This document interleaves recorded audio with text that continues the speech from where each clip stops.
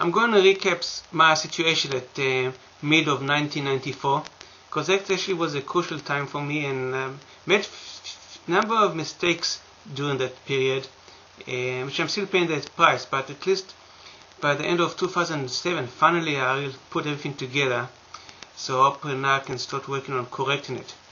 But at that time I already owned with a partner a couple of real estate properties. I used to work in construction for a few years, and then by around 1993 I went into the fixer-upper real estate field, and I loved it. I think we were doing good. I mean, we just finished one property of 3 units, and we just bought another property which was about twice bigger, 5 units and a commercial, maybe even 3 times bigger. And looking forward for that. And that's what I wanted to do. I really wanted to do fixer-uppers, and I knew I was good at it. It was really exciting. At that time I was also going out with the woman that later became my wife. So things were looking very well on that side. But still, with all that said, I had a lot of things that were bothering me and even painful for me. I knew that Israel was going to go through a tough time. I didn't believe I can change the events, and I'm never trying to change events, future events, in a global way, because I don't believe it's possible. There is a script, and Satan's got the authority, and things are going to go according to the script to most part.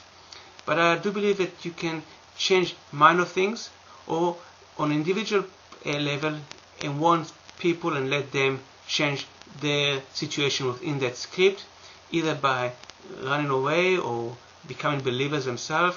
There's a lot of options. So, but I believe that the key for all of it is ignorance, or lack of ignorance, lack of knowledge. And the Jews are really not, or totally oblivious to what's going on. So that was very painful for me, and I felt if I could just tell them the truth, at least many of my family members and old friends can react in a certain way that will benefit them. Maybe save them altogether by becoming born again, or even if they want to go, if they don't want to become born again and they have to go through a 7-year period, at least in a midterm, which is very crucial, and that's something that a lot of you that watching this program might go through this period. There is going to be a period of 7 years, which Satan is going to anoint his Messiah, false Messiah. The first 3.5 years, it's okay. I mean, it's not going to be terribly bad. You have to be aware of that, but a lot of people will join the system. The crucial point is the middle part of the 3.5 years, and that's when you have to make a decision to basically run away and become a believer in Elohim and run away, physically run away, and because you're going to have to run for your life. So I wanted to teach this knowledge, being realistic, knowing that most of my family and friends from school would not become born again, because for a number of reasons. But at least I wanted to give them a head start, so they know what's going on in 7 years, because knowledge is the key. It's not everything, but knowledge is a big key. That was important to me.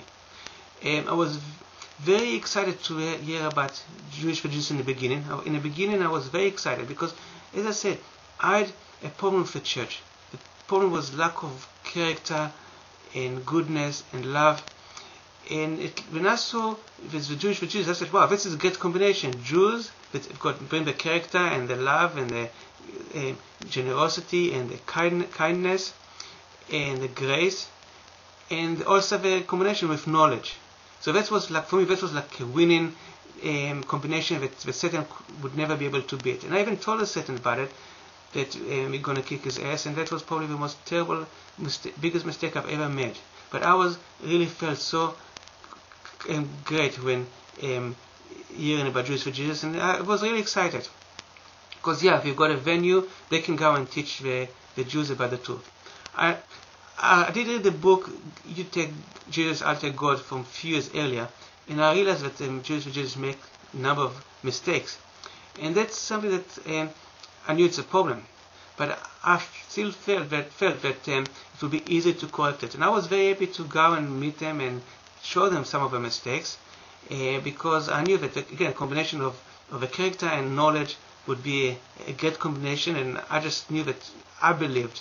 I mean, I was really excited at the time. I really was excited that Jews for Jesus one day put it together, there'll be a mighty force that will go to Israel and just basically, I believe, will push the rabbis away. Because the rabbis wouldn't be able to fight Jews for Jesus once Jews for Jesus would have the right knowledge. And that's what at least I believed.